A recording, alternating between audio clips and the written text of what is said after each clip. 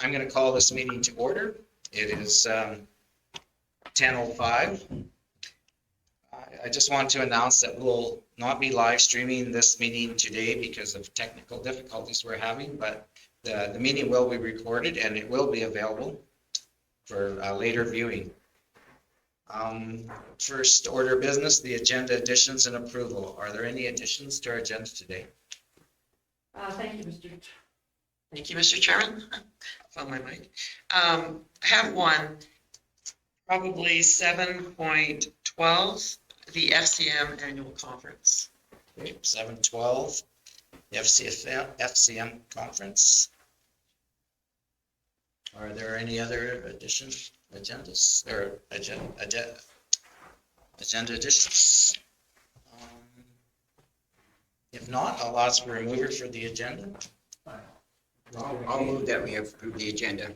Okay, Councillor McKay approves. All in favor? Carried. In favor? I was just going to add also to our meeting, Reeve Clark is joining us by telephone today, and Councillors Nyberg and Grover are not with us today. Mr. Stolberg, sorry to interject. I was just thinking with Councillors Grover and Nyberg not here, they are both gone for excusable reasons. Could we get a motion to excuse their absence from? So that would probably be in order. Councillor McKay? I'll make that motion that we excuse Councillor Grover and Nyberg for today. Any discussion on that? Just like to add that Councillor Nyberg is at a senior housing conference today. Councillor Grover is ill today. All in favor of Councillor McKay's motion to excuse their absence? And that's carried. Mr. Clark, are you in favor of that? Yeah, in favor. In favor, you bet. Yeah. Okay, that motion has been carried to excuse the absence of the two councillors that can't join us today. For minute approval, the March 9th regular meeting, the minutes have been distributed. Councillor Gender? I will approve those, but it was also one I phoned in that I had one concern sitting on the sale of the lots. And I confirmed with Marlene that the way it was, it's great, so I will accept that, please. Thank you. Okay, thank you. All in favor of the minutes being approved? And that is carried. In favor? Okay, thank you. Public hearing one. We have delegations today at 10:30, 11, and 1:30 p.m. But now we'll move to 6.1 on the agenda, a brushing request through a council's request for information, and Councillor Gender, you brought this up. I just find that I appreciate people bringing in their concerns here, like with the brushing program. But I also state that a failure to properly plan on behalf of one itself does not constitute an emergency on another planning unless it is of safety concern. There's been, it seems like some of them are not really getting the view that how to really go forward with their placing their requests on it. It is one that, as council, we make policies, bylaws. We then pass it over to administration to adhere to these. But when someone phones in and requests something that is directing to council for us to darn near override this and kind of put pressure on the public works, I find is not proper. There is a queue in there of where when people bring it in, it is up to Public Works in order to put it into their work schedule, their timing, and it's not for someone to jump ahead of another person. When one site, or they saw that someone, a ratepayer had removed the fence, and they thought it was going to be an urgent issue. So a lack of planning on that does not constitute them to be able to bring it forth before anyone else. This is up to Public Works, whether they want to work it in or not. I find that is why I'm bringing this forward. It is fairness for everyone. Everyone is equal in this county.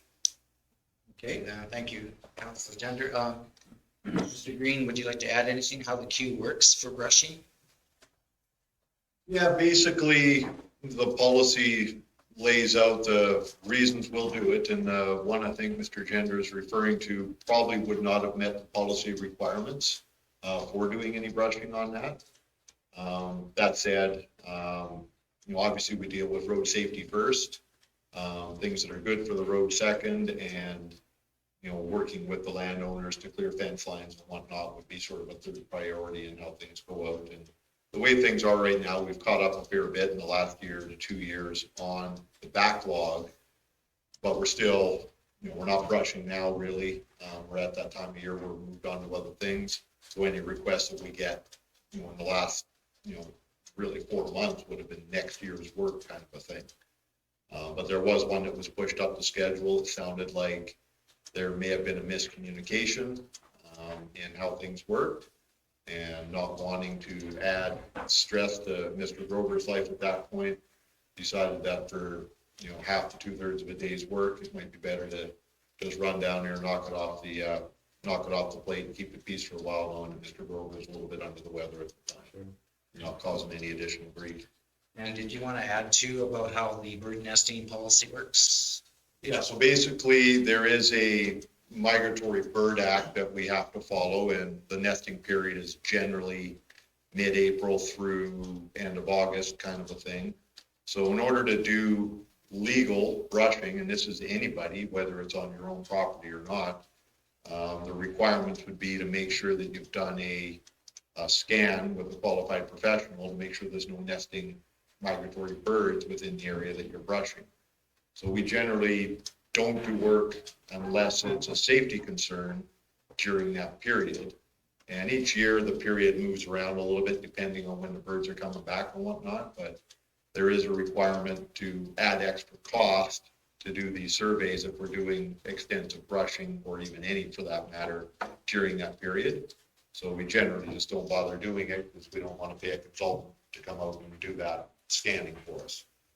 So works out well with our seasons of work, that we just move on to other things and just worry about sightline issues through the summer. Okay, thank you, Mr. Green. That's clarification enough? I believe so. Okay. I just want to build a habit, say, just to let them know that we do not direct Public Works. We cannot direct them on how to go about it. This is in their ballpark of whether they can fit it into their work schedule, totally up to them. Yeah. But do not try and pressure ourselves into doing it, because if going forward, there's going to be other issues that people are going to say, okay, what about me? No, as long as that's clear.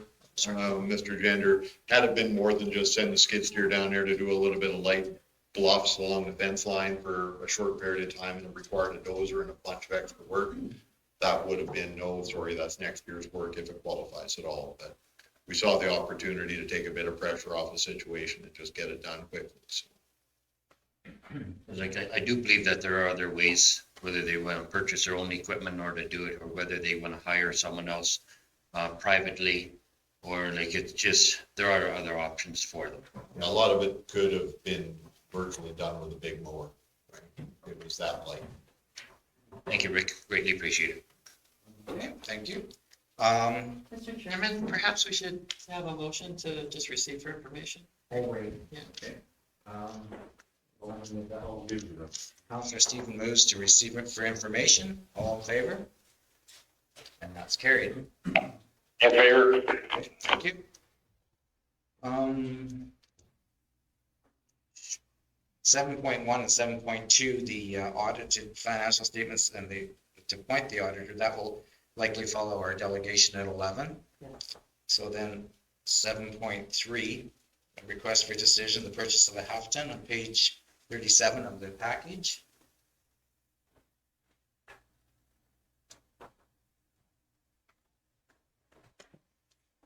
Who's going to take that one? I can take this one if you want me to. Okay, thank you. So this is, there was a budgeted expense for the replacement of a utilities half-ton pickup truck. The quotes we got came in over budget. So the total budget's $40,000 and the low quote was just shy of $48,000. Now, when we budgeted for it, we didn't account for the revenue of selling the truck. So if we can get $8,000 for the truck on sale, then we can remain within budget. However, it's council's discretion whether you want to proceed on that basis, or if you want to table this, and see if prices come back later, better later. I think maybe we're light for our budgeted amount, because I think even before COVID, it'd be tough to get a vehicle for $40,000. And of course, things have changed since then. And then in light of the salvage value of the old truck, I mean, the dollars will make it work, but I guess if anyone else wishes to make a motion or have discussion on this. Mr. Stevens? I think our options are kind of limited on this, with all the production issues and all the struggles our dealerships are having getting new vehicles. It's greatly elevated the used market. So I think our options are somewhat limited on this. So the vehicle in question is already 330,000 kilometers. We're getting to that range where continuing on this route we're getting into high maintenance, high repair zones. So for that reason, I would make the motion that we move forward with the Aspen Ford for just shy of $48,000. Okay. Councillor Stevens, Um, go ahead, Mr. Clark. Yeah, I just have a question on that. Lots of times we do pull those vehicles from, like the water services and use them throughout other pieces of the county. That wasn't the intent with this one, was it? Because that would therefore change our $8,000 too. And if we do, that's just a decision we have to make. But was that going to fit into like Rick's pool or you know, in for mowers or something like that? Just, It could, but that wasn't the plan. yeah, we didn't have that wasn't part of the plan, so it wouldn't disrupt any of the Okay. remaining purchasing. Okay, no, I know in the past it has, so I just wanted to make sure we weren't just getting rid of one, which we should be getting rid of another older one. So thank you. Councillor Stevens did raise two, I think, important points here, that the trade-in value of used vehicles, it may generate even more money because it is a pretty hot market right now.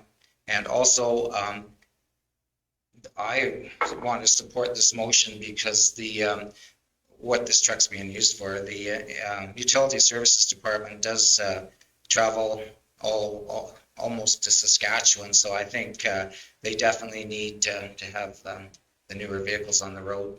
We don't want them stranded in Permukin. So, any further discussion?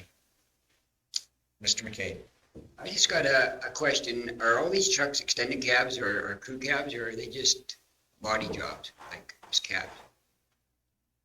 They would be the extended or the crew cab type.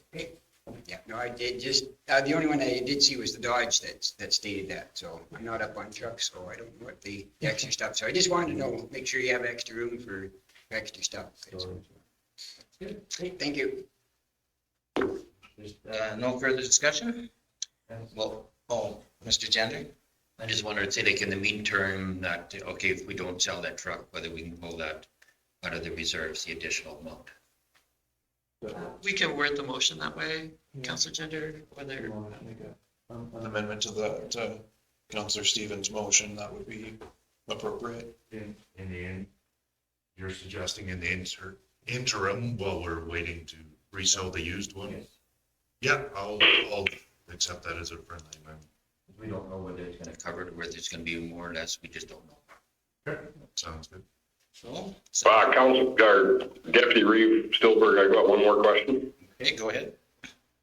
Yeah, it's just, this could be to Rick and Andrew.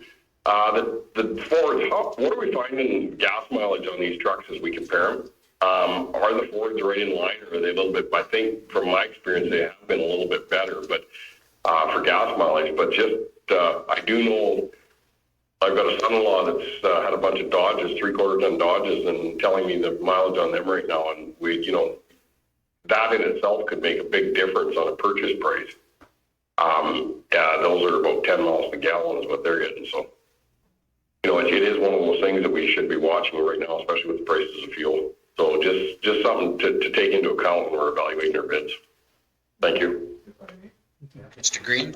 Well, the way they've spec'd these out, and we've got a couple of them in the fleet already with the Fords with the 3.3 liter V6, and they are doing considerably better than what we've seen in the past in the bigger trucks. The trucks that they are turning over is a 3/4 ton with a 5.7 Hemi in it.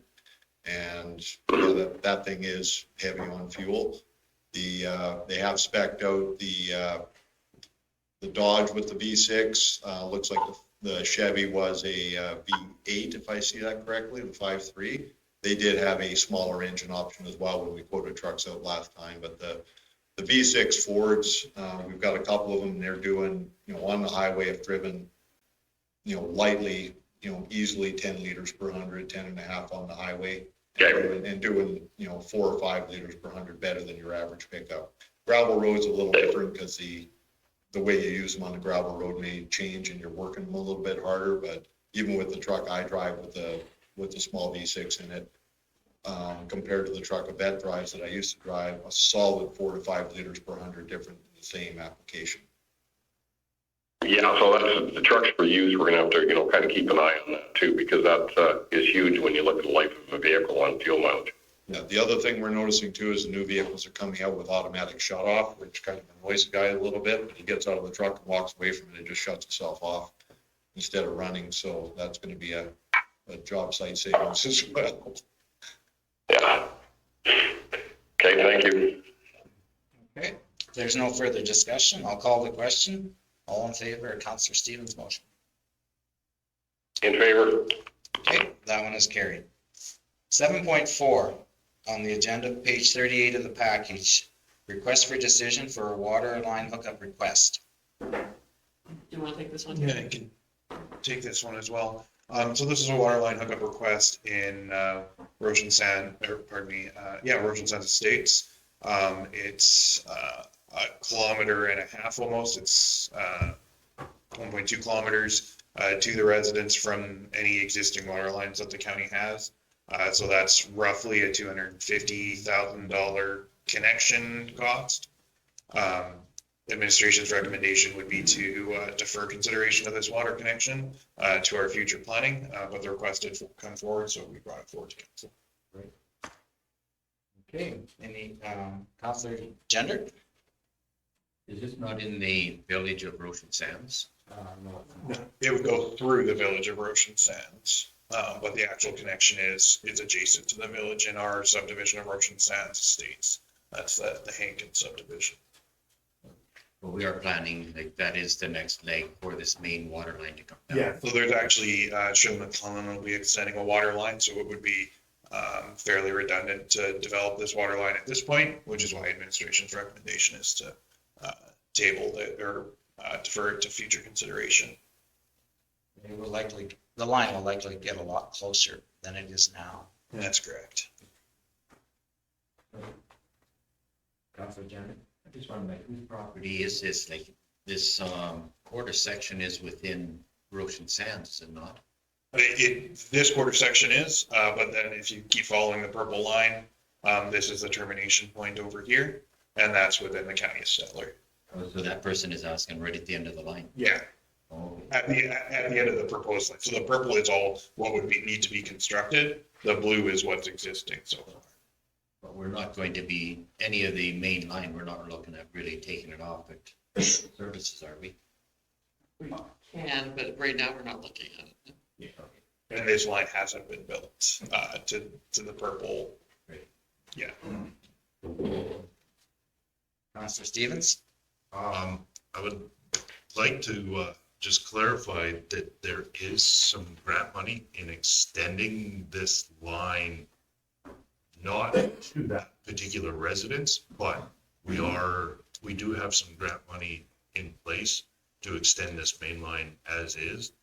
And I would hate for us to change plans and put any of that grant money at risk. It's been delayed in the past, and I would just like to keep this separated so that we can complete the construction of the infrastructure that we currently have funding for before we try and cloud the subject and risk more delays.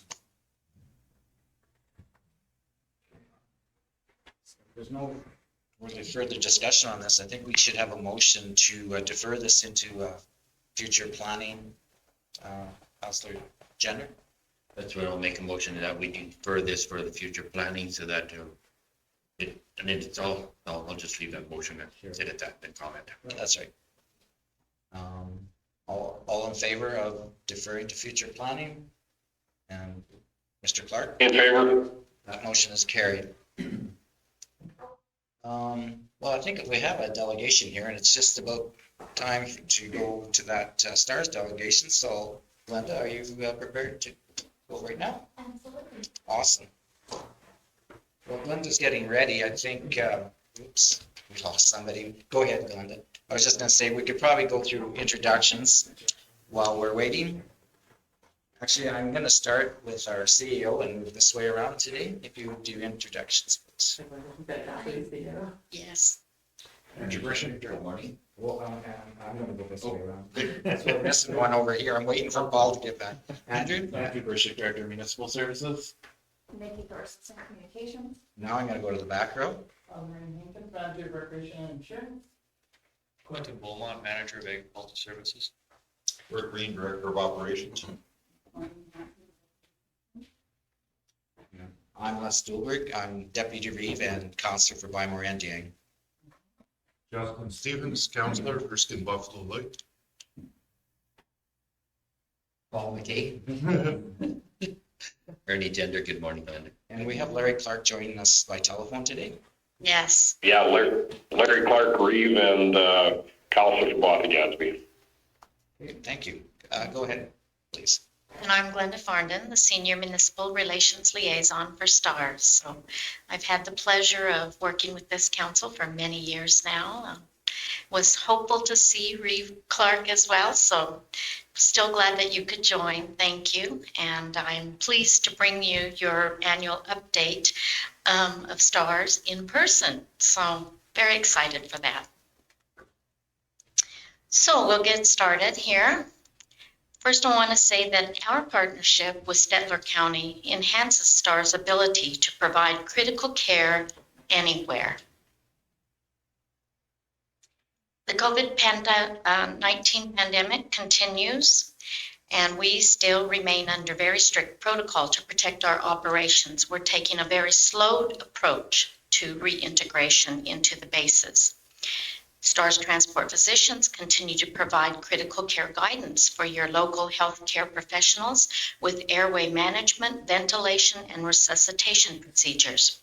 And we continue to see a rise in stress-related types of missions like heart attack, stroke, drug overdose, with approximately 1 in 5 missions still being COVID-related.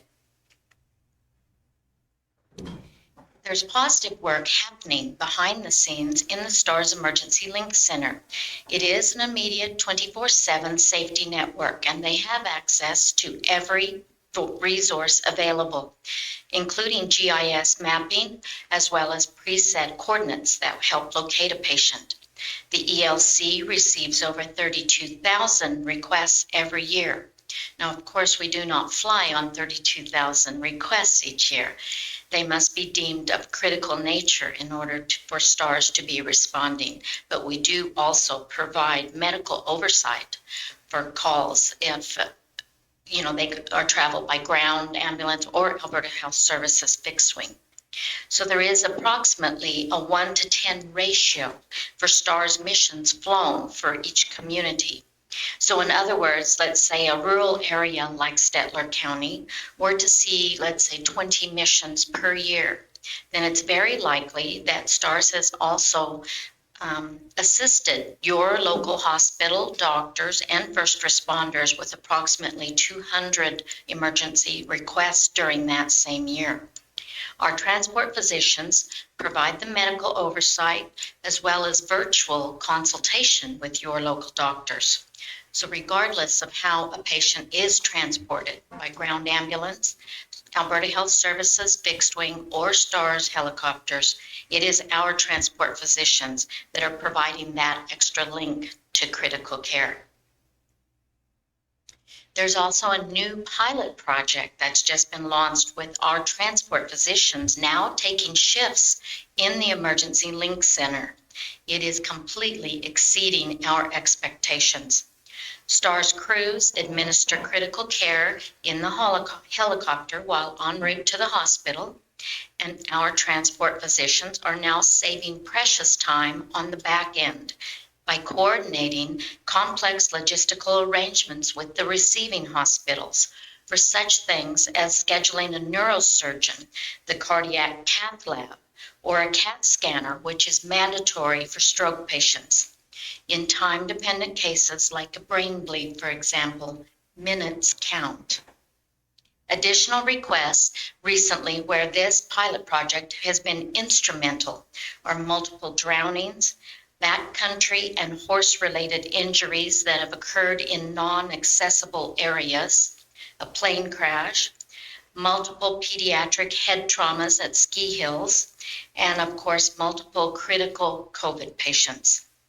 Our physicians are now making face-to-face decisions virtually using real-time diagnostics, and this results in the immediate direct delivery of critical patients to an operating room. We are seeing improved patient outcomes. It is a game changer. The pandemic has impacted our revenue in all funding areas. The long-awaited HEMS review released by the Government of Alberta posed several recommendations regarding STARS, which would include new air ambulance legislation for Alberta, STARS to be named as the dedicated air ambulance service provider, and increased funding for STARS. The government has indicated they will continue with consultations before making any of these final decisions. So in the meantime, they had extended the same 20% government funding for STARS that we have continued to receive since 2010. Now, just recently released, Alberta Health Services has announced an increase of support for STARS to 50%. This increase now aligns Alberta government along with Saskatchewan and Manitoba governments for operational costs. After 37 years of serving Albertans, we sincerely appreciate being recognized for the significant role that we hold in providing emergency critical care in Alberta. With increasing demands that we continue to see for STARS, we will rely on vital support that is provided from life-saving partners like you. We will continue to rely on that to sustain the remaining 50% operational costs, as well as supplement our mandatory education for our crews, keeping skill sets sharp and decisive, enhanced innovation and technology, and also that our main goal is to continue to serve for generations to come. The pandemic forced us to think outside the box and be proactive. So we identified operational and fundraising efficiencies. Even sadly, we had to downsize in affected areas like events across all 6 bases. Our STARS lottery is our single largest funding source. Because of this, in 2021, we went ahead with the lottery despite the pandemic.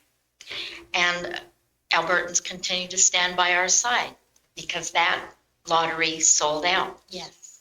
How did they define the operational costs? Okay, operational costs would be everything that's entailed in running a base. So, fuel costs and engineers and, the crew, everything that's entailed in running a base. So on an average, if you were to say for 3 bases in Alberta, it's about $10 million per base. And so this is what the 50% is based on, is that alone. But that does not include our mandatory education, being innovative and having the latest in technology and the equipment. Those types of things are not included in that.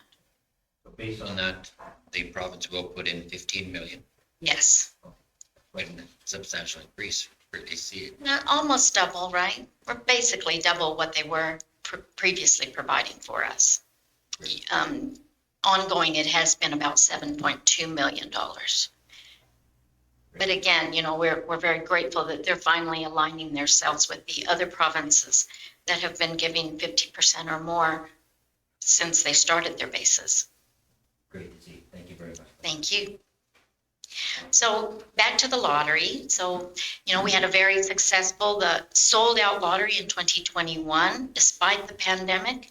And of course, our lottery this year was the second most successful lottery as well, which very much supplements, pretty much pays for one base in Alberta each year. So it's very, very vital to our existence. The draw date was last week, and I just found out yesterday when I was at Camrose County that they are proud to have the winner of the 50-50, which was over $3 million. So the calendar campaign has significantly decreased with the inability to travel to rural communities. And so we had many municipal partners that offered to help, and calendar sales were available across the province at town offices.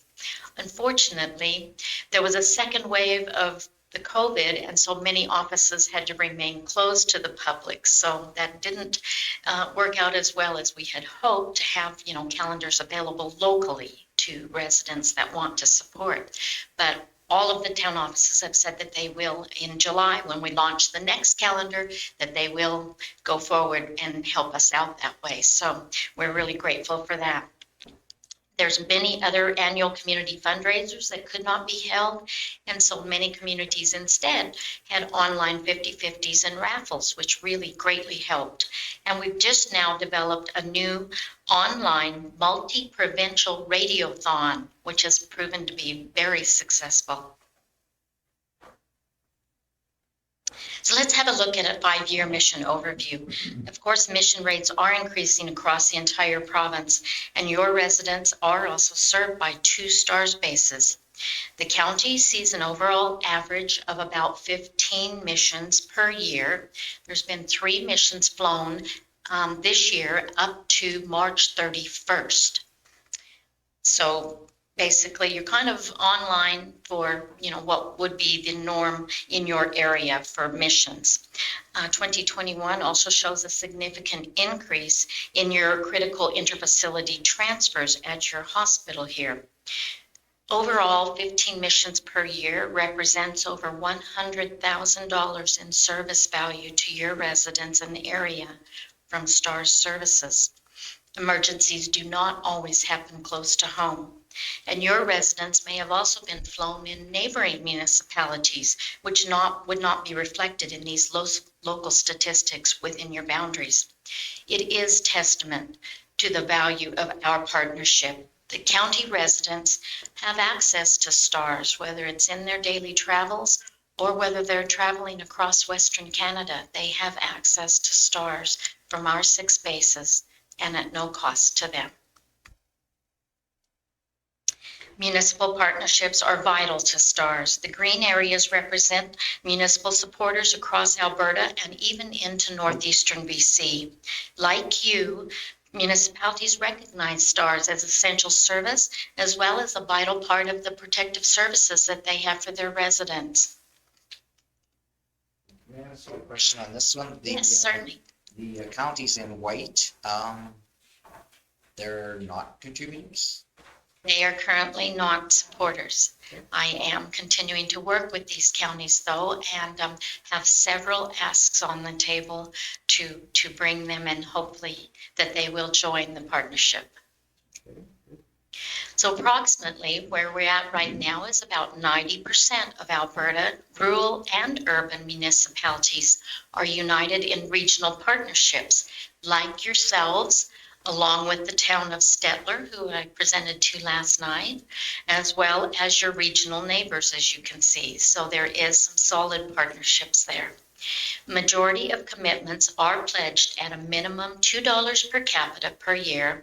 This ranges all the way up to $90 per capita per year from some municipalities as well. We thank you for your continued support. You help us to generate over $2 million annually in sustainable operational funding. And the 7 municipalities that you see highlighted in the red boxes have received logo recognition for ongoing, long-standing support that has reached over $1, $2, or even $3 million cumulatively now.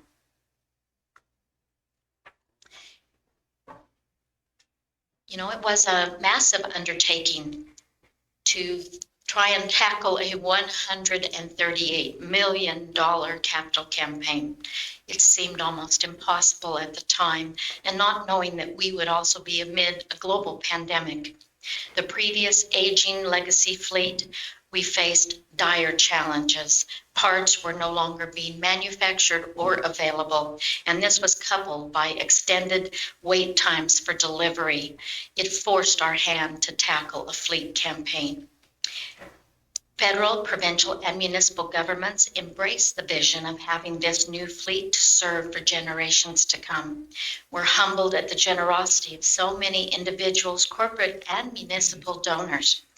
With very recent gifts just received, we have finalized the initial fundraising goal for the 9 H145s. What you may not know is that because of the much increased mission volume over the past 2 years, we decided last year that we should take advantage of the pricing that we had currently offered in our original contract with Airbus. And so we did also purchase a 10th helicopter. So we are planning that anticipated proceeds of the sale of the retiring fleet could possibly generate as much as $15 million. Of course, this depends on the market value and also the rate of the US dollar at the time that we sell these, which is planned to be as soon as we're completely operational with H145, then we will sell the previous legacy fleet. So the 10th helicopter is due to arrive sometime this fall. In the meantime, we're excited for the final 2 of the original 9 to arrive. The one is for Grand Prairie to serve the northern area, and the one is for Edmonton, which will serve your area as well. So this H145, it outperforms the previous BK117 in speed, range, and fuel efficiency. And you'll see its unique Fenestron tail. It provides increased maneuverability, decreased noise and vibration, and of course it has superior safety features over the previously fully exposed tail rotor of the BK117. It is breakthrough technology. Like the previous BK117s, it does have powerful twin engines. The cockpit features advanced avionics, as well as autopilot and auto hover, which will greatly reduce pilot fatigue, especially in complex back-to-back missions. It also has a new 5-bladed system, which will provide increased lift and load capacity. It has reduced costs because of less maintenance requirements, fewer scheduled hourly maintenance requirements. And our pilot training was also delayed due to COVID. And so we plan for the pilot training to be completed the end of April this year for our Grand Prairie and Edmonton pilots. Pilot training can only take place in the world in Grand Prairie, Texas. So we're going through all the motions to get that done, and they're gone for about 2 months at a time. So we're utilizing every touring pilot, pool pilot that we have so that we can get these final 2 bases completely H145 trained. So we expect that we will be fully H145 operational across all 6 bases in 3 provinces by the end of June this year.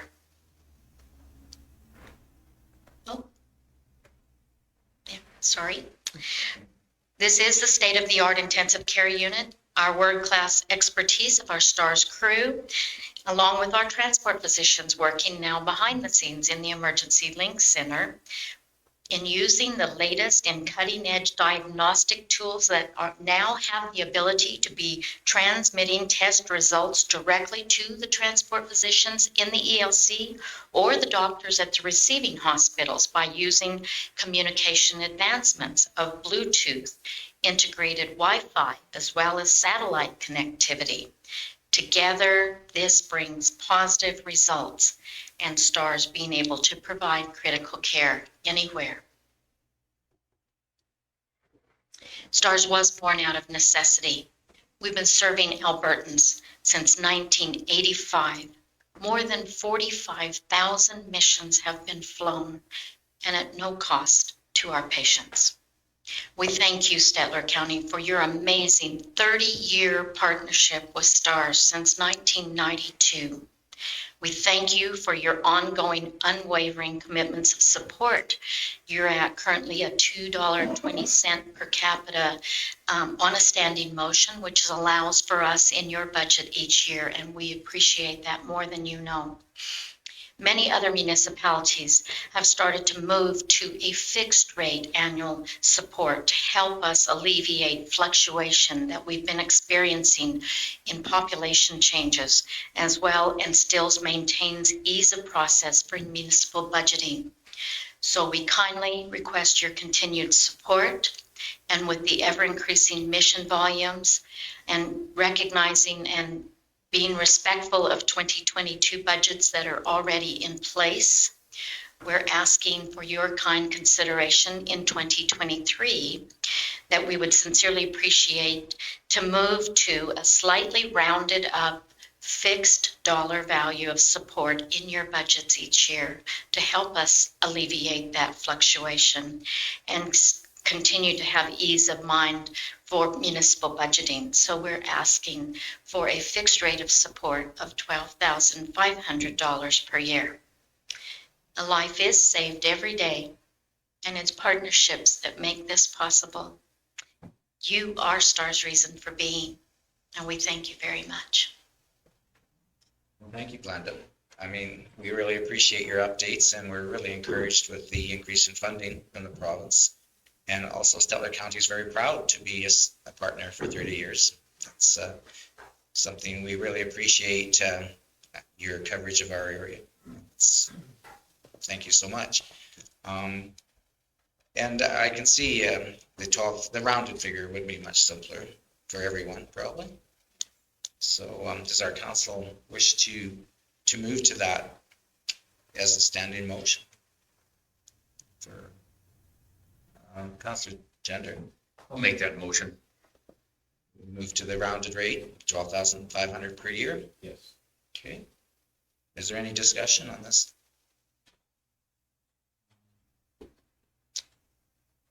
Mr. Clark, did you have anything to add?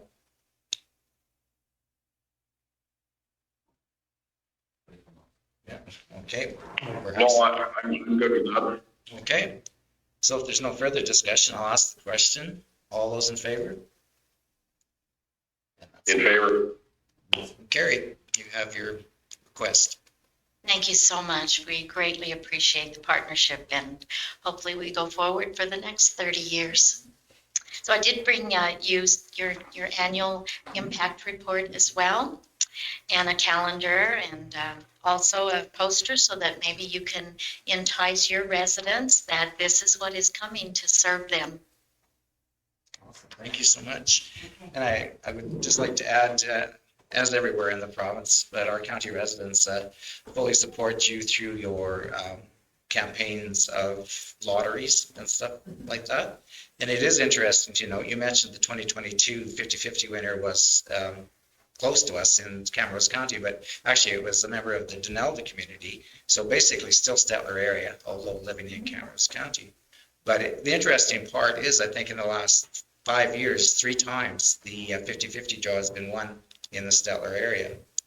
So in the very first year, 2017, it went to Anyang, 2022 went to Stettler, and 2020 went to Stettler, and 2022 to Denelda. So 3 times in 5 years. So I think you got a lot of ticket buyers in this area. And a lot of lucky people in this area too. I actually had the pleasure of meeting the 2020 winter in Yeah, Spirit River, her son-in-law, and was presenting to their company. And he's like, oh, my mother-in-law won the 50-50. And I said, where's she from? Oh, it's Stettler. I said, well, I'm headed there.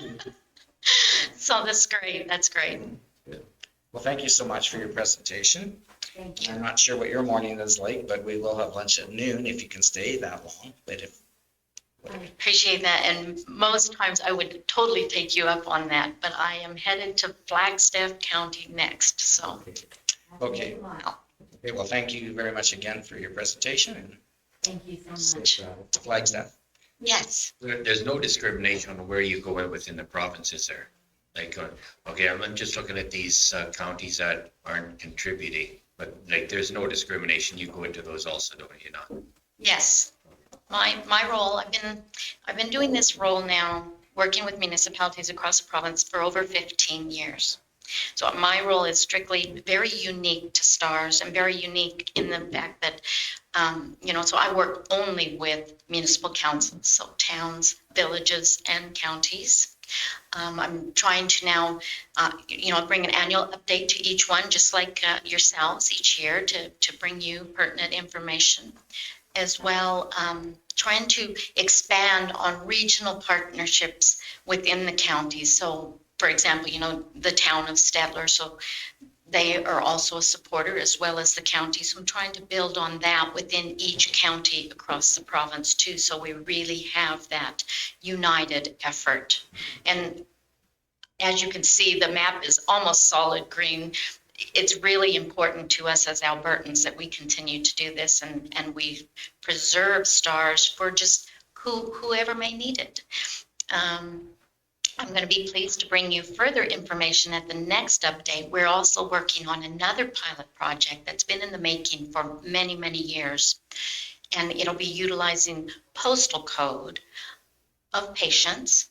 But then I'll be able to kind of show you where Stettler County residents have been flown, even if it's not here or nearby. They might have been in Manitoba and we flew them, but they're a Stettler County resident.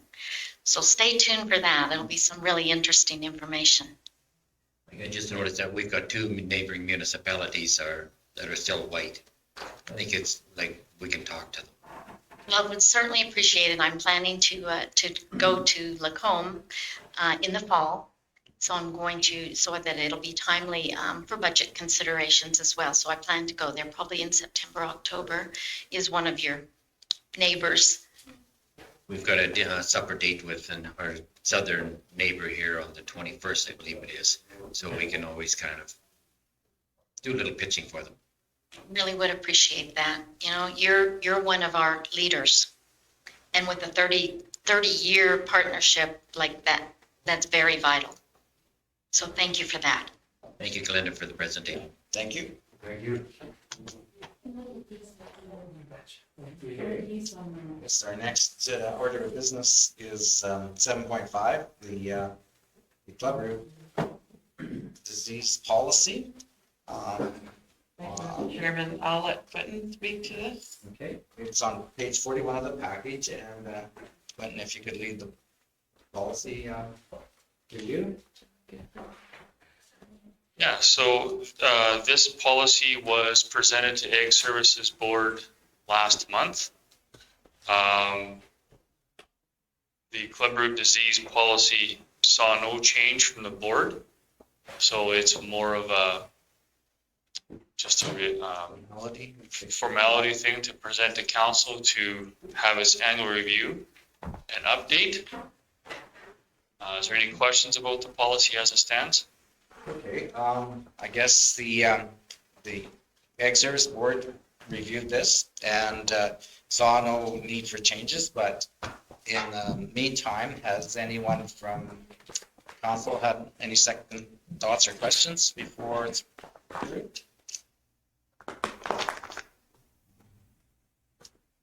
If not, I guess I will ask for someone to make a motion to approve the policy as it has been reviewed. Councillor McKay? I'll make that motion. Okay. All those in favor? In favor? Motion has been carried. We'll now move on to 7.6, the vegetation control policy on page 46 of the package. Thank you, Mr. Chairman. Did you want to speak to this one also? Here, same thing, the last Ag Service Board meeting, this policy was presented, again with no changes, annual review, another formality. Okay. If there's any further discussion on this one, everybody was happy with the last review that it was done by ASB. Could I have a mover to accept this policy? Councillor Stevens? All those in favor? In favor. And that motion is carried. I think we got time yet to move to 7.7, lands for lease on page 50. Thank you, Mr. Chairman. Quentin, did you want to run down this with council? Yes. All right, this is a very long request for decision. You will see 17 parcels of land. The first 16 are the grazing leases, pasture land.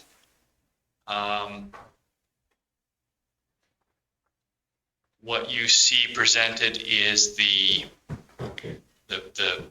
bidder that is recommended to have the next 5-year agreement. Following down on this RFD is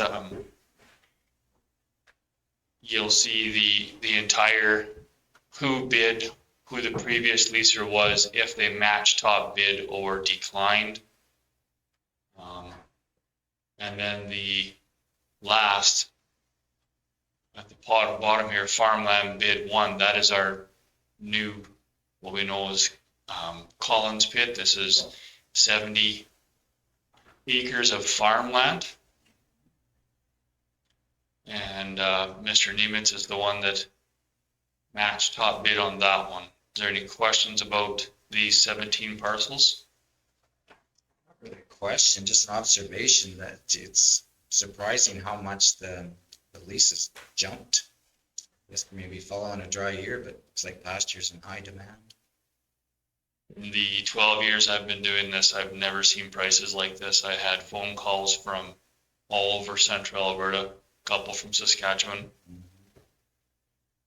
And I think it's, your presentation is really good and it's transparent because it shows every bid. So that there's no question that all the bids were considered and the high bids were chosen. Is there any? Just one thing, if I could, the one bid where people were rejected because they weren't residents within the county of Stellar. The one couple that was listed, they were residents of the county of Stellar. They still, I believe, might probably going. They still farm their dad's property, and so I know their thoughts and hopes are to get back into the county of Stellar, but. So I guess when we cut them off, it just that disappointed me a little bit because without further discussion, because he grew up 4 miles up the road and I see him all the time. He works in Stellar and he's always out here checking cows and doing stuff. So that part, I know we have to have rules, but let's I know I'm gonna have to talk to him about it. So I will explain that. But it's his heart is in the county of Stellar. So. You're referring to parcel 15, Tanner and Jennifer Deagle? Yeah. So as 0.7 in the policy, they have to be a resident of the county of Stettler, but that's why I bring it here. If you guys choose to do something different, I'm only putting forward recommendations as per the policy. You guys can change and see as fit. Yeah, no, it was just something when I read it, I like I said, I do see him because he's got cattle up in his dad and he's all summer, he's around here and part of the winter also. So it is just one of those things, but I guess they are a resident. And Councillor McKay, you had It was along that same line, so it's answered. Thank you. policy states you must be a county resident, yeah. Okay, any other questions or Councillor Gender? It's more of a statement, I guess, is being a resident is more states that it's very definitive. Someone else could own five acres within it and not only own the land, not live here. It's very vague on that. whereas resident is very definitive. That's correct. There's, without going back through and counting, there's probably half a dozen or 8 that when they phoned in, they were not residents, but had owned or do own land in the county of Stettler.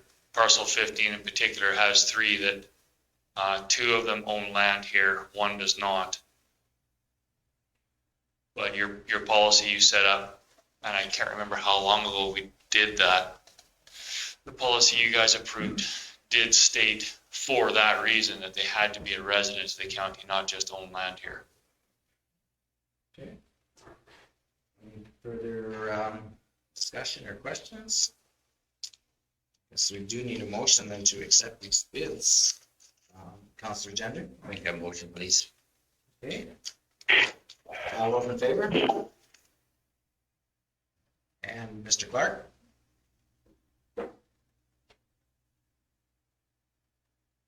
In favor, if I get the button right. Okay. So that's carried unanimously. Now I see we have our 11 o'clock delegation here. We get the company.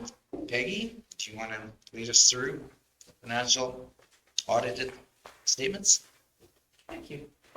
And welcome. Oh, do you know everyone here or would you like the introductions? I've seen everyone once or twice. For sure, yeah. Thank you. You've been here once or twice before. And have you met Councillor McKay? Yes. Yes, yeah. Yes, okay. Okay, well then I think we'll forego the introductions for you, because you do know us all. And Thank you. go ahead. Good. Am I in the mic and I'm here now? Yeah, okay. I'd like to start by thanking Krista and Teresa and Yvette and her staff for helping us put this information together. I'd like to start on the auditor's report. It's about page 3 of my package there. Thank you, Andrew. There's a clear opinion. There's no reservations or qualifications on the opinion. We do have an emphasis of matter just with regard to the large gravel inventory and gravel reclamation valuations. We're just pointing out that there are estimates on the statements, and we're not questioning the statements. We're just pointing that out, that it's a big estimate and it's part of the numbers. So no reservations or qualifications on the audit report. Going to the statement of financial position. If you have any questions as we go through, please stop me and we'll address them as we come. Cash and short-term investments up about $3 million. Of that, 3.3 million is restricted because of deferred provincial grants that you're holding that have not been expended yet. Overall surplus this year was $780,000. And part of what happens with cash is when this year, your amortization of your capital assets was 3.5 million, acquisition for new ones of about 3.3, so you didn't quite replace your assets that had amortized. And so then you don't draw the cash the same. You also had a fairly large gravel purchase, but there was a debenture that was put in place to fund that. So those are the major changes or effects on cash. Taxes receivable, a little bit interesting here because they're fairly consistent up a little bit, but the biggest thing, we see that the current taxes is down 900,000 and their arrears are up 770. So there's a large allowance against taxes, but just a little bit of concern in the way that's there's more that are out longer and the current ones are paying faster, right? Don't know if you have a comment on that or? Yeah, Lydia. Yeah, for sure. But there are some linear companies that are paying. Yeah, we've got most of them into agreements, so yeah, that would be great. Trade and other receivables, out of that 2.7 million, 2 million is from the province for grants, 1.5 of that is MSI Capital. So those are grants where you maybe haven't got a project in place, and so they have not funded that money yet. Local improvement levies is your services that you're putting in for residents. It could be some subdivisions, but mostly the water lines now, county water lines. Debt charges recoverable is 0 this year. The Housing Authority debenture has been paid out. Okay, for the Housing Authority. Long-term investments, that's your investment in the Shirley McLellan Water Services Commission. It's 3.1 million. We'll see the amount still owing on that down in other long-term liabilities is 2.3 million. And that's also then Shirley McLellan debentures. That is your portion of their debt. So that's what those two numbers are. Accounts payable and accrued liabilities is up mainly because there was a gravel crush near the year end, and there's also a fairly sizable increase in the amount owing to the town of Stettler, just the timing and or when invoices came in terms of water, fire, and so on. So Mostly fire. yeah. So nothing unusual in employee benefit obligations. Those are vacation pays. Most people are trying to take their vacation. Deferred revenue. Again, I mentioned these are mostly provincial grants that haven't been expended yet on projects. Some of them were planned and to happen, and some of them are still to be put forward. There's 2.7 in MSI Capital and another 1.6 in federal gas tax. Bank term debt is for a greater, and that's been paid out. I mentioned the other long-term liabilities is Shirley McLellan. Debenture term debt. This has got a new debenture in it, as I mentioned, for a gravel property. If on page 21, I don't know if you want to flip or not, but it gives the detail between the different debentures. And I think probably one of the things to note here is that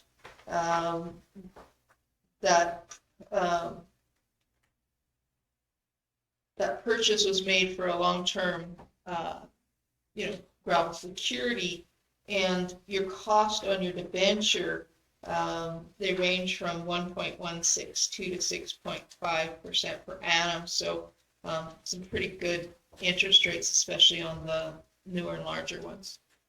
Okay.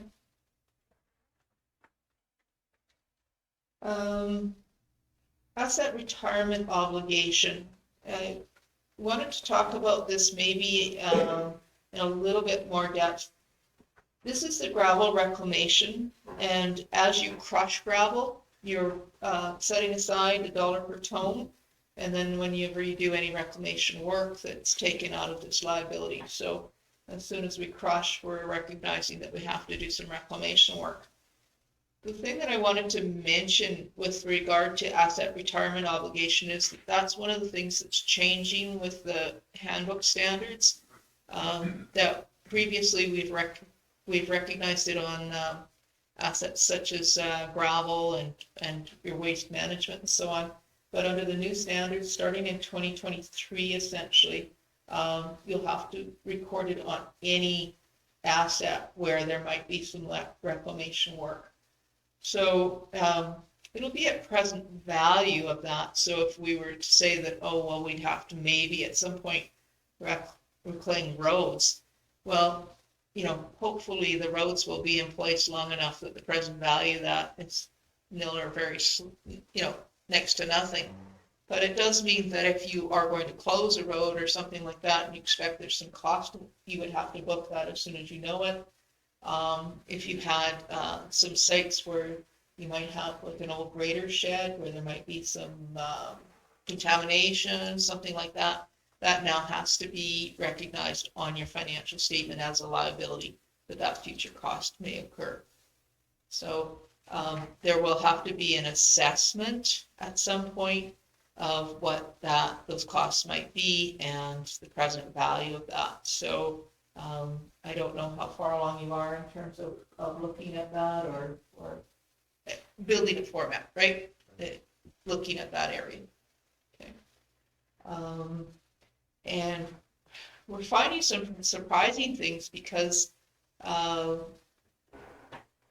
there was asbestos in floor tiles as late as the early 90s, which surprised me, right? I thought that had all disappeared in the 60s and stuff like that, but apparently not. So, it just be aware of it and make sure that someone is looking at it in the organization.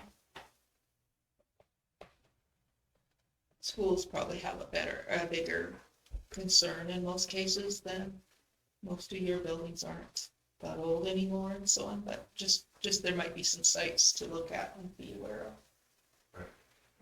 If I may, and this is probably more for staff, with Gadsby and Botha coming on, is this a substantial concern with liabilities on some of the older buildings there? Yes. Good. Okay.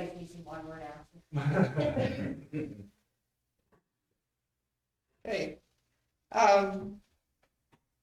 And we've started this conversation. We've known it's been coming, but of course the deadline's getting a little closer. So, yeah, one more year. Tangible capital assets, Schedule 2. If we can just flip to that. It's on page 9.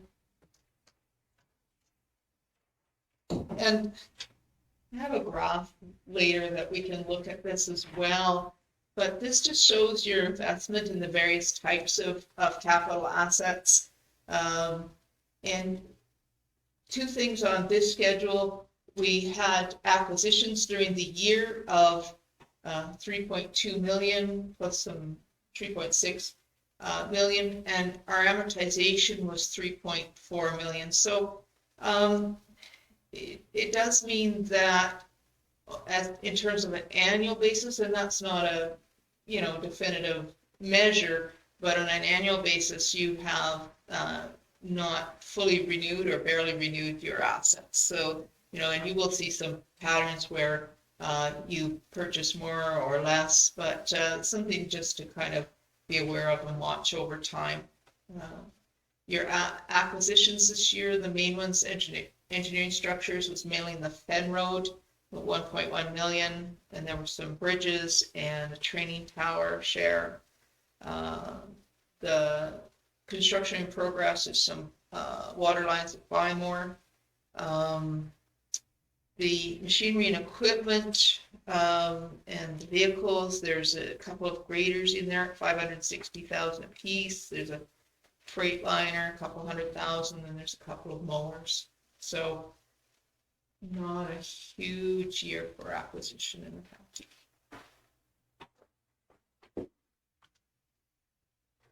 Back on our main page, inventory of materials and supplies, 9.3 million. Of that, 8.8 is gravel. And there's about 430,000 at Public Works, which is parks and culverts and so on, and then ASB is another 83,000.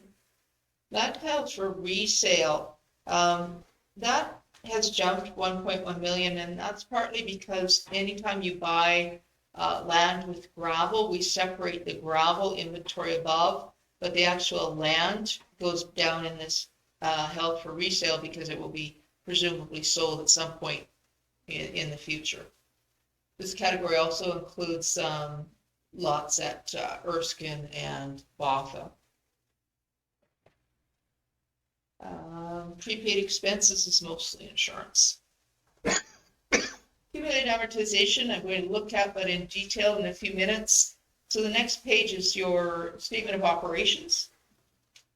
And on this page, I like to just basically look at the overview and the comparative in terms of we'll look at the numbers. in a couple different ways, especially expenses, but this is the only page that has the budget and last year's together. So in terms of the overall budget, your expenditures, revenues are over budget. Partly the sales and user fees, and again, I'm going to see a breakdown, and then also the penalties and cost on taxes at 637,000. Optimism maybe that more people would have paid sooner, but yeah. On the expense side, we can see that the administration is over budget. Probably the category most over budget there was the legal costs at 240,000 over budget. There wasn't anything else that was large. Road, streets, walks, and lighting is under budget by about 3 million. There were some projects not done, Buffalo Lakes and Hamlet projects, and there's also less overtime in general than was budgeted in the wage category. Water and wastewater, over budget, Buffalo View. So, yeah. Rest of the categories, nothing that was subdivision and land development over, again, some legal costs there. Nothing else that was huge. Near the bottom, you see government transfers for capital is under budget quite a bit, and that's just a factor of the projects not being done that they were earmarked for. The funding is there and it's sitting in deferred revenue. So it wasn't a matter of optimism as what grants were available. It was more getting the capital work done. So overall, you had a surplus of 782,000 compared to a budgeted deficit.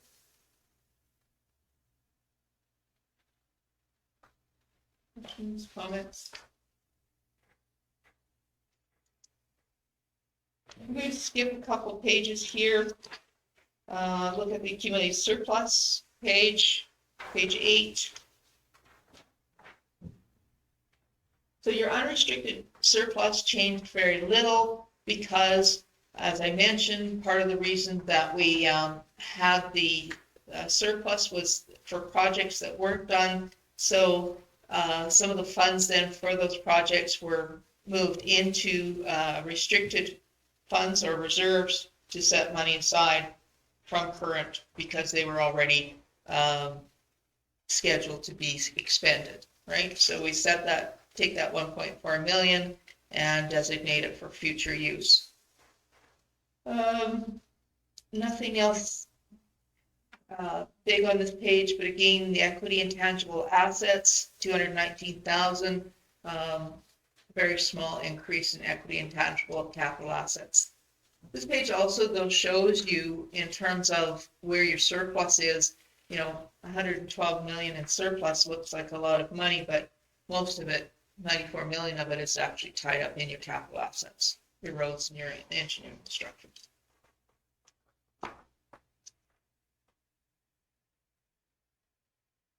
Tangible capital assets we looked at. The next schedule is page 12.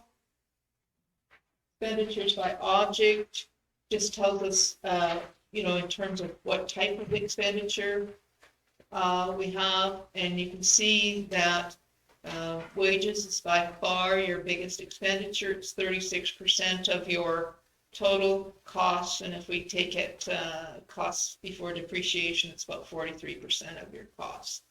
Your wages and benefits. So again, the people make up the county services. Contracted and general services, again, we see that where we did do some capital projects that were planned in terms of overall contracting and work getting done there. Materials, goods, and supplies, very, very much similar type of pattern. And again, nothing really big there. but just a general, it's very close to budget on that one.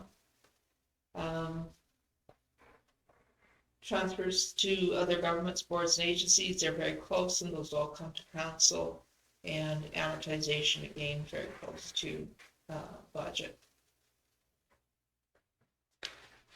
The next page is the segmented disclosure, which takes all of these numbers and just breaks them down by type of expense and by department. So it's a little bit, it's a lot of numbers, but I guess gives you a little bit better picture of where you're spending the money and how you're spending it. Just on the first column, looking at sales and user fees in government general, those are your admin contracts for your wage, your ambulance, your Shirley McClellan administration.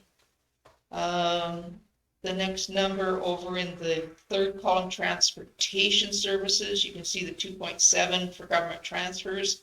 Those are your capital grants, the Fenn Road project, the gravel program, some funding there.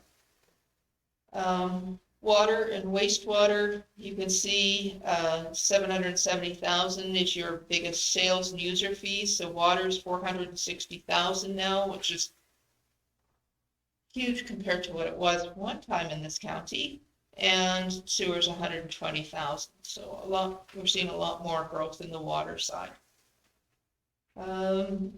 Other in terms of sales, FCSS is 172,000 on the government transfer side.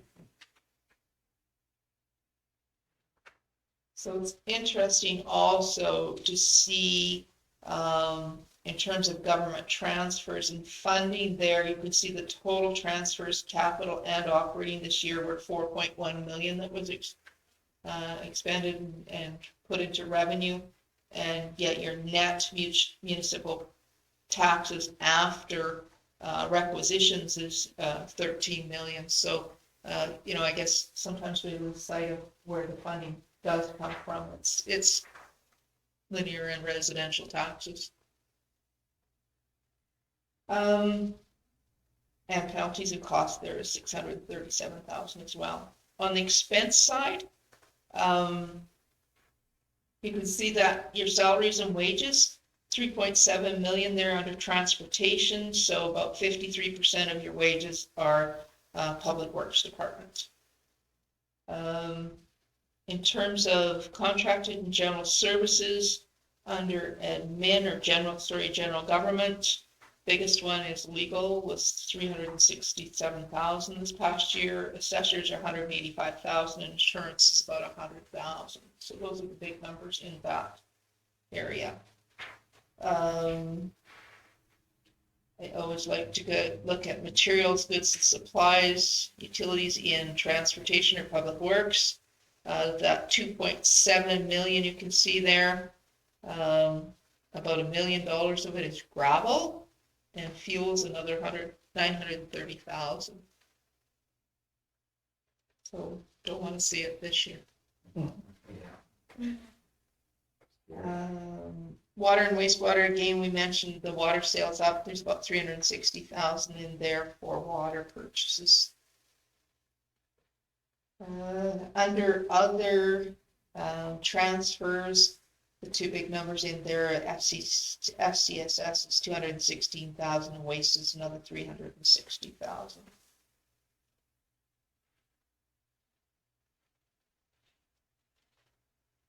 Questions, comments? But under FCSS, basically only 20% of that is from the county. The others a slide through from the provincial government. Yes. Yeah. Okay, in terms of the notes, there are only a couple of notes that I kind of wanted to bring to your attention. On page 22 is the debt limit note. And what this does is it set at provincial regulation as to what your total debt limit can be. Not that that's a goal, but it's your total debt limit is 26 million. Of that, you hold 9 million, and your share of the Shirley McClellan debt is 2.3 million, so you do have another 14.4 available to you under regulation. And so for service on debt limit, your limit's 4.3 million, and so you still have available to you 2.95 that you could be using. You're funding that way. So we can have a spending spree? No. No, not necessarily. That's just your limits. And interest rates aren't as nice anymore. No, I hear they went up today. I haven't heard yet. Reserves on page 23, this is just a breakdown of where you had your increases, decreases, where your reserves are held. I believe those have been discussed at council. Page note 18 is the breakdown on salary and benefits disclosure, which we're just required to do under provincial regulation. Page note 19 is the LAPP note. The only thing of note here is that it gives your contributions for LAPP, but the last sentence there, the plan disclosed an actual or a surplus at the end of 2020. And those of you that have been on council for a while can remember when it was a deficit of 5 billion or more. So it is, again, nice to see that they've caught up and reducing rates a little bit, not very much, but yeah. It is interesting though to note too, and I forget the exact figures of it says the plan serves 275,000 people. I believe close to half of those are retired. So, and that's actually on their website, but it's, yeah, close to half of them are retired. So it's an interesting mix. That was all I had for notes. I did have some graphs on very quickly on some of the financial information that we just went through, just to give you a picture. Oh, okay.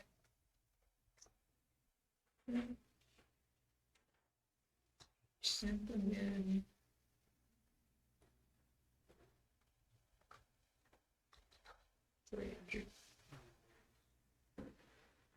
Krista, do you have something that you could pull up the graph? Next one.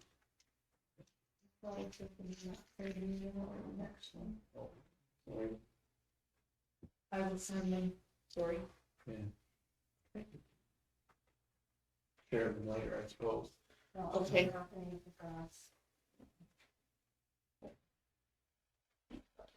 Sorry. I missed it. I will send the graphs so we can share them later. I apologize. Letters, I have 2 letters to share with council. I think we normally go on camera for that.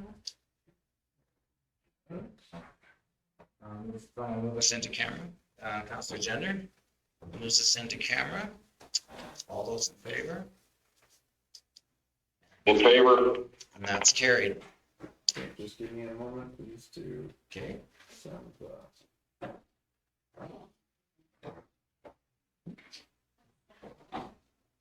That was and the management stays department. You want us for this first part? Yeah. You can't miss out. Okay. Yeah, we asked administration to stay for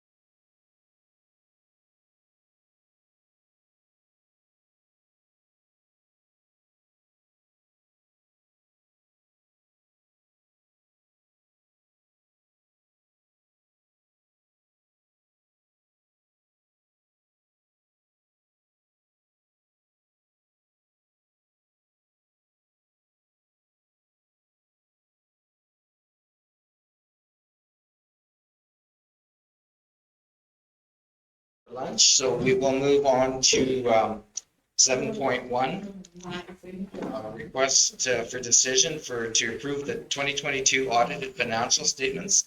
They're included on page 35 of your package. Oh.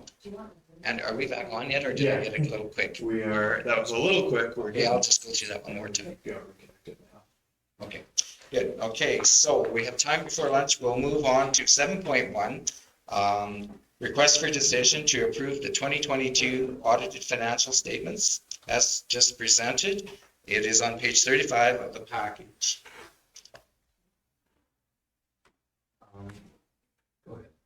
I'll make that motion, Mr. Silver. Don't hesitate. Okay, We got lots of people. So Okay, Mr. Clark has moved to accept this audited financial statements. Was there any further discussion? Not, I'll ask the question. All those in favor? in favor? And that is carried. So Peggy, thank you so much for doing that excellent presentation. You're always easy to follow through this big jumble of numbers, so thank you for that. And thank you to our staff for, I guess, doing the work to get the numbers. And 7.2 is to appoint the 2023 auditor, and that requisition is on page 20 or 36.